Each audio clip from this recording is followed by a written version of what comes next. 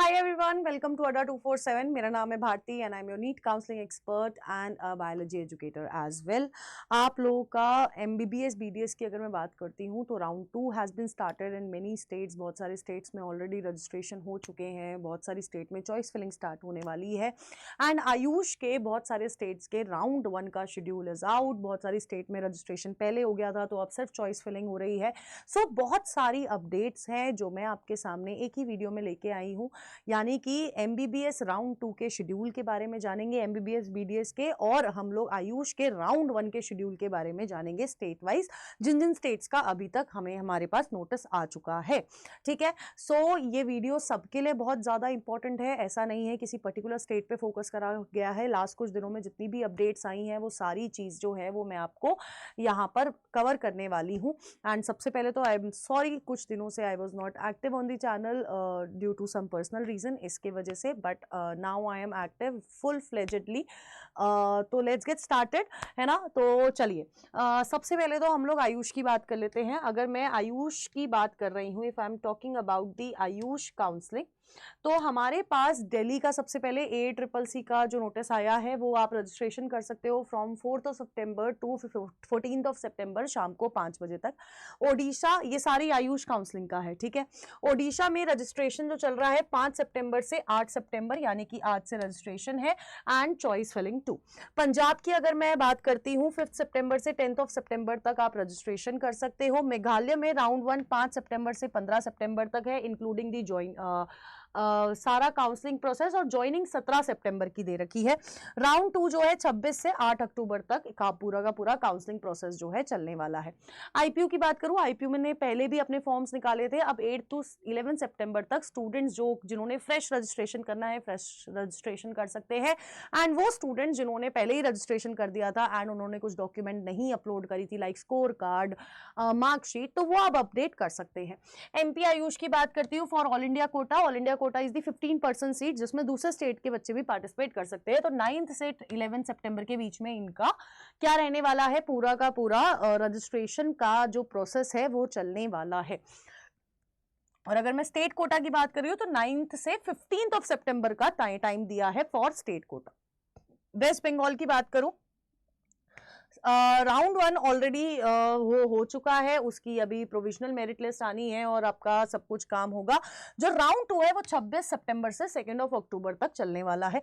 अगर मैं महाराष्ट्र की बात करती हूं तो अभी कल परसों ही इसकी मेरिट लिस्ट आ चुकी है कि जिन बच्चों ने क्या कहते हैं रजिस्टर करा है उनको अपनी स्टेट मेरिट लिस्ट में अपनी स्टेट रैंक मिल गई होगी आफ्टर दिस मेरिट लिस्ट आपके ACCC के। Maharashtra, believe me, is a state, अगर आप प्राइवेट एमबीबीएस करना चाहते हो you should opt in that 15% Kota seats, क्योंकि यहां पर बीएमएस के 100 से ज्यादा कॉलेजेस हैं, मोर देन 100 कॉलेजेस हैं आपके बीएमएस के, मैं आपको बता रही हूं।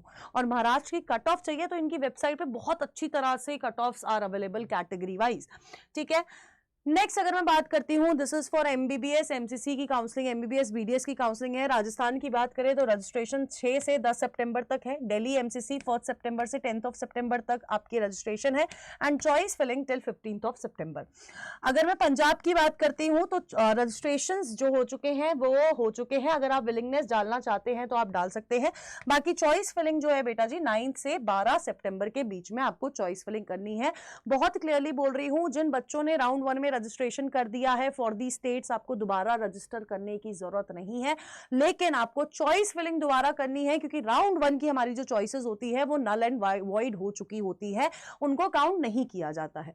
सिमिलरली हिमाचल प्रदेश की बात करें तो चॉइस फिलिंग 5 से 10 सितंबर के बीच में है। एमपी की बात करी जाए, एमसीसी की काउंसलिंग की, मतलब एमबीबीएस बीडीएस की, तो 11 सितंबर से 14th ऑफ सितंबर। और अगर मैं डब्ल्यूबी यानी कि वेस्ट बंगाल की बात करूं तो चॉइस फिलिंग 15 से 17 सितंबर के बीच में है and choice locking 2 is important.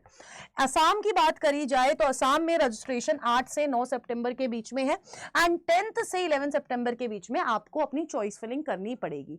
Tripura की बात करें तो त्रिपुरा में जो रजिस्ट्रेशन है वो 10th से 14 सितंबर के बीच में है एंड झारखंड में आपकी जो चॉइस फिलिंग है वो 10 से 16 सितंबर के बीच में आपको चॉइस फिलिंग जो है वो करनी पड़ेगी फॉर दी स्टेट्स। ये कुछ इंपॉर्टेंट अपडेट्स थी। अब मैं आपको एक चीज बताने वाली हूं, वो प्लीज थोड़ा ध्यान से सुनिएगा। बहुत सारे स्टूडेंट्स होंगे जो राउंड 1 में जिन्होंने अपग्रेड के लिए भरा होगा, ठीक है। तो बेटा जी आपने जो भी चॉइस फिलिंग कर रहे हो अपनी अपनी स्टेट्स में या एमसीसी में, जो भी any choice filling you are doing, आप ध्यान रखिए। फॉर एग्जांपल आपने लास्ट टाइम ये कुछ 6 कॉलेजेस है ना, एक सिनेरियो लेते हैं, 6 कॉलेजेस थे, 6 कॉलेजेस भरे, आपको 5th कॉलेज अलॉट हो गया है। प्लीज ये इस 5th के नीचे वाले जो कॉलेजेस है वो नहीं भरने हैं। 5th वाला कॉलेज, 4th और ये वाला, अच्छा काउंटिंग ही उल्टी लिख दी है मैंने, 1 मिनट। देखो 4th 5th और 6th मान के चलते हैं आपको 4th कॉलेज अलॉट हो गया है। अब आपको, आप जब अपग्रेड के लिए जा रहे हैं तो आपको ये और ये कॉलेज नहीं भरना है, एंड वही कॉलेजेस भरने हैं जो इस समय आपको जो कॉलेज मिला है उससे बेटर कॉलेजेस है, ठीक है। क्योंकि हो सकता है राउंड 1 राउंड 2 में आप ये सारे कॉलेजेस फिर से भर दो और सारे कॉलेजेस में ये वाला कॉलेज फिर से मिल जाए आपको, फिर क्या फायदा होगा। या इससे लो रैंक वाले कॉलेजेस मिल जाए तो क्या फायदा होगा अपग्रेडेशन का, फिर तो अपग्रेडेशन होगा नहीं, डिग्रेड हो जाएगा। और सबसे इंपॉर्टेंट चीज है, अगर आपको इससे थोड़ा नीचे रैंकिंग वाला कॉलेज मिल गया, तो अगर मान के चलो आपको 6ठा कॉलेज मिल गया, तो आपको यही कॉलेज लेना पड़ेगा, आपका कोई हक नहीं होगा इस 4th वाले कॉलेजेस पे। तो अपनी चॉइस फिलिंग इसी हिसाब से करना कि आपको बेटर कॉलेज मिले, तो बेटर कॉलेजेस ही फिल करना, ताकि अगर मान के चलो कोई राउंड 2 में आपको कोई कॉलेज अलॉट नहीं भी होता है तो you will still have this 4th number वाला कॉलेज, एटलीस्ट आप और लो रैंकिंग वाले कॉलेज आपको नहीं मिलेंगे, ठीक है। पहली चीज, बहुत सारे स्टूडेंट्स होंगे जो फ्रेश चॉइस फिलिंग कर रहे होंगे, ठीक है, फ्रेश चॉइस फिलिंग करने होंगे, तो इनके लिए मैं बोल रही हूँ, और जिनको कॉलेज अलॉट नहीं हुआ होगा या फिर राउंड 2 में सीधे पार्टिसिपेट करेंगे, बेटा फिल ऑल दी कॉलेजेस। और खासकर अगर आप बिल्कुल बॉर्डर लाइन वाले बच्चे थे, क्योंकि सीट्स हैव बीन एडेड, तो अगर आप इस सीट ऐड होने का फायदा तभी उठा सकते हो जब आप अपने सारे अपॉर्चुनिटीज अपने उस चॉइस फिलिंग में भरो। अगर आप ये सोच रहे हो यार ये वाला नहीं भरता हूं, ये वाला नहीं भरता हूं, फिर बेटा हाथ से कॉलेज निकल जाएगा। हो सकता है आपके रैंक पे वही कॉलेज मिलना था और आपने छोड़ दिया वो कॉलेज, फिर बाद में सोचोगे, रिग्रेट करोगे, यार मेरे को तो कॉलेज मिला नहीं, इसको कैसे मिल गया। उसको इसलिए मिला क्योंकि उसने सारे कॉलेजेस फिल करे। तो you have to fill all the colleges जितने हैं बेटा, आलस नहीं करना है। ऐसा होगा 12 मिनट का टाइम पीरियड होता है एक बार के सेशन लॉगिन में, ऐसा होगा तुम चॉइस फिलिंग करोगे, बीच में ऐसा हो सकता है वो सेशन टाइम आउट हो जाए, आपको दोबारा करनी पड़े, तो आप हर 10 चॉइस फिलिंग करने के बाद प्लीज अपनी चॉइसेस सेव कर लीजिएगा, और बाद में एट द एंड जब लॉकिंग का टाइम पीरियड आ जाएगा आप लॉकिंग कर दीजिएगा। लेकिन आपको सारे कॉलेजेस भरने हैं, तभी आप नई सीट होने का फायदा उठा पाओगे। अगर आप चॉइस फिलिंग नहीं करोगे देन कुछ नहीं हो सकता। मैं आपको बोल रही हूं, आपको चॉइस फिलिंग बहुत अच्छे से जिम्मेदारी से करनी है।